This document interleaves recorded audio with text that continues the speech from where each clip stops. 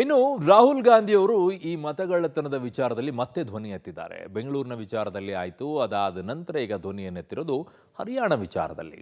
ಅಲ್ಲಿ ಯಾವ ರೀತಿಯಾದಂಥ ಆರೋಪವನ್ನು ಮಾಡಿದ್ದಾರೆ, ಏನು ಸಾಕ್ಷಿಗಳನ್ನು ಕೊಟ್ಟಿದ್ದಾರೆ, ಚುನಾವಣಾ ಆಯೋಗ ಏನು ಹೇಳ್ತಾ ಇದೆ ಈ ವಿಚಾರದಲ್ಲಿ, ಡೀಟೇಲ್ಸ್ ಇಲ್ಲಿದೆ. When everybody is saying that the Congress party is sweeping the election, all the exit polls are saying it, and this gentleman is very sure and is smiling that the BJP has some vyavastha. Mahadevapura Aland ಬಳಿಕ ಮತ್ತೆ ಮತ bomb. ಹರಿಯಾಣದಲ್ಲಿ 25 ಲಕ್ಷ ಮತಗಳ್ಳತನ. ರಾಜ್ಯದಲ್ಲಿ ಮಹದೇವಪುರ ಆಳಂದದಲ್ಲಿ ಮತಗಳ್ಳತನದ ಗಂಭೀರ ಆರೋಪ ಮಾಡಿದ್ದ ರಾಹುಲ್ ಗಾಂಧಿ ಈಗ ಹರಿಯಾಣದಲ್ಲೂ vote ಚೋರಿಯಾಗಿದೆ ಅಂತ ದಾಖಲೆ ಸಮೇತ ಆರೋಪಿಸಿದ್ದಾರೆ.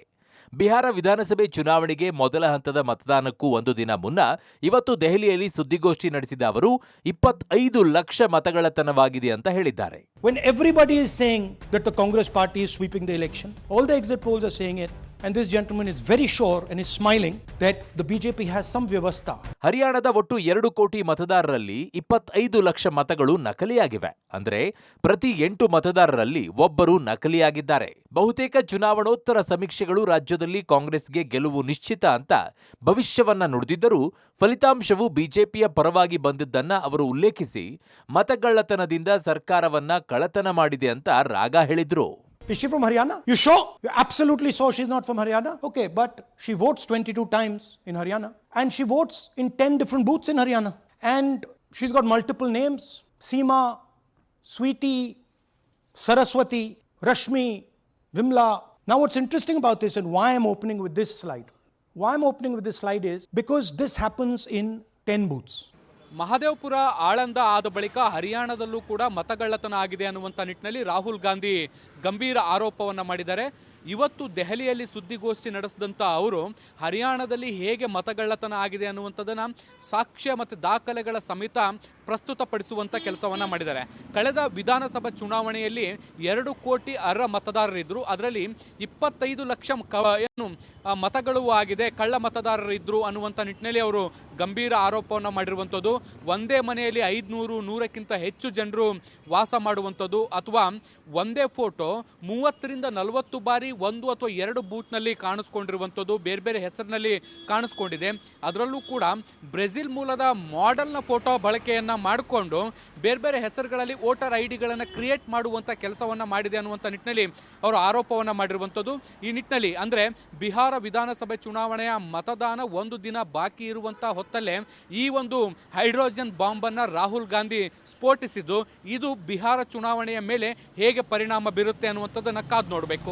ಬ್ರೆಜಿಲ್ ಮಾಡೆಲ್ನಿಂದ 22 ಬಾರಿ ಮತ ಚಲಾವಣೆ. ಸುನಿತಾ, ವಿಮಲಾ, ಸ್ವೀಟಿ, ಸರಸ್ವತಿ ಹೆಸರಲ್ಲಿ ಮತದಾನ. ಪ್ರತಿ 8 ಮತದಾರರಲ್ಲಿ ಒಬ್ಬರು ನಕಲಿ ಮತದಾರರು. ಮತದಾನದ ಕೆಲವೇ ದಿನಗಳ ನಂತರ ಹರಿಯಾಣ ಮುಖ್ಯಮಂತ್ರಿ ನಯಾಬ್ ಸಿಂಗ್ ಸೈನಿ ಅವರ ಪತ್ರಿಕಾಗೋಷ್ಠಿಯ ಕ್ಲಿಪ್ ಅನ್ನ ರಾಹುಲ್ ಗಾಂಧಿ ತೋರಿಸಿದರು. ಹಲವಾರು ಎಕ್ಸಿಟ್ ಪೋಲ್ಗಳು ಕಾಂಗ್ರೆಸ್ಗೆ ಸ್ಪಷ್ಟ ಗೆಲುವು ಸಾಧಿಸುವ ಮುನ್ಸೂಚನೆಯನ್ನ ನೀಡಿದ್ದರೂ ಸೈನಿ ಅವರು ಏಕೆ ಆತ್ಮವಿಶ್ವಾಸದಿಂದ ನಗುತ್ತಿರುವಂತೆ ಕಾಣಿಸಿಕೊಂಡರು ಅಂತ ಪ್ರಶ್ನಿಸಿದ್ರು. ಅಷ್ಟಕ್ಕೂ ರಾಹುಲ್ ಗಾಂಧಿ ಪ್ರಕಾರ ಹರಿಯಾಣದಲ್ಲಿ ಮತಗಳ್ಳತನ ಹೇಗೆ ಆಗಿದೆ ಅಂದ್ರೆ ಬ್ರೆಜಿಲ್ ಮಾಡೆಲ್ ಫೋಟೋ ಬಳಸಿಕೊಂಡು ಸುನಿತಾ, ವಿಮಲಾ, ಸ್ವೀಟಿ, ಸರಸ್ವತಿ, ರಶ್ಮಿ ಹೆಸರಲ್ಲಿ ಮತ ಹಾಕಿರೋದಾಗಿ ರಾಹುಲ್ ಗಾಂಧಿ ದೂರಿದ್ರು. ಹರಿಯಾಣದಲ್ಲಿ 25 ಲಕ್ಷ ಮತ ಚೋರಿ. 2 ಕೋಟಿ ಮತಗಳಲ್ಲಿ 25 ಲಕ್ಷ ಮತ ಕಳ್ಳತನ. ಇದರಲ್ಲಿ 5.21 ಲಕ್ಷ ನಕಲಿ ಮತದಾರರು, 93,174 ಅನರ್ಹ ಮತದಾರರು, 19.26 ಲಕ್ಷ ಬಲ್ಕ್ ಮತದಾರರು. ಬ್ರೆಜಿಲ್ ಮಾಡೆಲ್ 22 ಬಾರಿ ಮತ ಚಲಾವಣೆ. ಪ್ರತಿ 8 ಮತದಾರರಲ್ಲಿ ಒಬ್ಬರು ನಕಲಿ ಮತದಾರರು. 2 ಬೂತ್ಗಳಲ್ಲಿ 223 ಬಾರಿ ಮತ ಚಲಾವಣೆ. ಒಂದು ಫೋಟೋದಲ್ಲಿ ಒಂದೇ ಕ್ಷೇತ್ರದಲ್ಲಿ 100 ಮತ. ಬೇರೆ ಬೇರೆ ರಾಜ್ಯಗಳಿಂದ ಬಂದು ಮತದಾನ. ಒಂದೇ ಮನೆಯ ವಿಳಾಸದಲ್ಲಿ 501 ಮತಗಳ ನೋಂದಣಿ. ಚಿಕ್ಕ ಮನೆಯಲ್ಲಿ 108 ಮತಗಳು.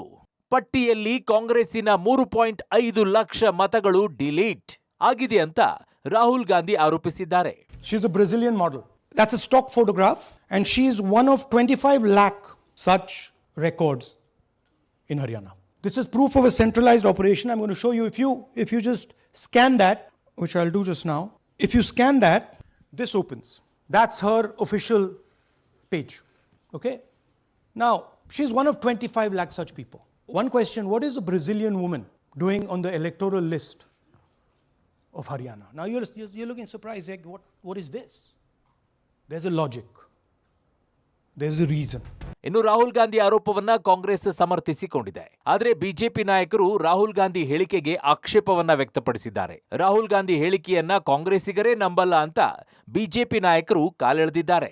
ರಾಷ್ಟ್ರ ಮಟ್ಟದ ಎಲೆಕ್ಷನ್ ಕಮಿಷನ್ನೇ ಹೊಸ ವೋಟನ್ನು ಎನ್ರೋಲ್ ಮಾಡಬೇಕು ಅಂತ ಮೊನ್ನೆ ಘೋಷಣೆ ಮಾಡಿದೆ. ಅವೆಲ್ಲ ನೋಡಿರ್ಬೇಕಲ್ಲ, ಒಂದು ರೀತಿ ಸ್ಕ್ವಾಸ್ ಮಾಡ್ದಂಗೆ ಇಲ್ಲಿವರೆಗೆ ಇದೆಲ್ಲ ತಪ್ಪಾಗಿದೆ ಅನ್ನೋ ಕಾರಣಕ್ಕೂ ತಾನೇ ಇದನ್ನು ಯಾವತ್ತೂ ಮಾಡದೇ ಇರೋ ತೀರ್ಮಾನನ ಎಲೆಕ್ಷನ್ ಕಮಿಷನ್ ಮಾಡಿರೋದು. ಅದರಿಂದ ನಮ್ಮ ನಾಯಕರು ಇಡೀ ದೇಶದಲ್ಲಿ ನಡೆದಿದೆ ಈ ಥರ. ಸೊ ಅದ್ರ ಬಗ್ಗೆ ಹೋರಾಟ ಮಾಡ್ತಾಯಿದ್ದಾರೆ. ಅದಕ್ಕೆ ನಮ್ಮದು ಎಲ್ಲ ಸಪೋರ್ಟ್ ಇದೆ. ನಾವು ಎಲ್ಲ ಅದ್ರ ಪೂರಕವಾಗಿ ಹೋರಾಟ ಮಾಡ್ತಾಯಿದ್ದೀವಿ. ರಾಹುಲ್ ಗಾಂಧಿಯವರ ಹೇಳಿಕೆಯನ್ನು ಕಾಂಗ್ರೆಸ್ನವರೇ ಸೀರಿಯಸ್ ಆಗಿ ತಗೊಳ್ಳೋದು ಬಿಟ್ಬಿಟ್ಟಿದ್ದಾರೆ. ಯಾಕೆ ಅಂದರೆ ಕಾಂಗ್ರೆಸ್ ಅವರಿಗೆ ಸಮರ್ಥನೆ ಮಾಡ್ಕೊಳ್ಳೋಕ್ಕಾಗದೇ ಇರುವಂಥ ಒಂದು ಮುಜುಗರ ಉಂಟು ಮಾಡುತ್ತೆ. ಅವ್ರು ಹೇಳೋ ರೀತಿಯಲ್ಲಿ ವೋಟ್ ಚೋರಿಯಾಗಿದ್ದರೆ, ಅವರಿಗೆ ಸಂವಿಧಾನದ ಮೇಲೆ ವಿಶ್ವಾಸ ಇದ್ದರೆ ಅವರು ದೂರು ದಾಖಲಿಸಬಹುದಾಗಿತ್ತು. ದೂರು ದಾಖಲಿಸಿಲ್ಲ. ಇದರ ಅರ್ಥ ಅವರ ಆರೋಪದಲ್ಲಿ ಸತ್ಯ ಇಲ್ಲ. ರಾಹುಲ್ ಗಾಂಧಿಯೇನೆ ದೊಡ್ಡ ಚೋರ್, ಅವರ ಖಾನ್ದಾನೇ ದೊಡ್ಡ ಚೋರ್. ಬಾಬಾ ಸಾಹೇಬ್ ಅಂಬೇಡ್ಕರ್ ರವರು 1952ರಲ್ಲಿ ಪ್ರಥಮ ಚುನಾವಣೆಯಲ್ಲಿ ನಿಂತಾಗಲೇ 14,000ದಲ್ಲಿ ಸೋತರು. 74,333 ವೋಟ್ಗಳು ಆವತ್ತೇನೆ ತಿರಸ್ಕೃತಗೊಂಡಿದ್ವು, ಕುಲಗೆಟ್ಟ ಮತಗಳು ಅಂತ ಮಾಡಿದ್ರು. ಆ ಕಾರಣದಿಂದ ಆವತ್ತೇ ಚೋರು ಅವರು. ಈ ಮಧ್ಯೆ ರಾಹುಲ್ ಗಾಂಧಿ ಮಾಡಿರೋ ಆರೋಪದ ಬಗ್ಗೆ ಯಾವುದೇ ಸಾಕ್ಷ್ಯಾಧಾರ ಸಿಕ್ಕಿಲ್ಲ ಅಂತ ಚುನಾವಣಾ ಆಯೋಗ ಸ್ಪಷ್ಟಪಡಿಸಿದೆ. ಸೂಕ್ತ ಸಾಕ್ಷ್ಯಾಧಾರ ಒದಗಿಸಬೇಕು ಅಂತ ಹೇಳಿದೆ. ಹರಿಯಾಣ ಚುನಾವಣೆಯ ಬಗ್ಗೆ 2 PIL ಸಲ್ಲಿಕೆಯಾಗಿದ್ದು ಕೋರ್ಟ್ನಲ್ಲಿ ವಿಚಾರಣೆ ನಡೀತಾ ಇದೆ ಅಂತ ಹೇಳಿದೆ. ಶಬೀರ್ ನಿಡಗುಂದಿ, ಪಬ್ಲಿಕ್ ಟಿವಿ, ನವದೆಹಲಿ.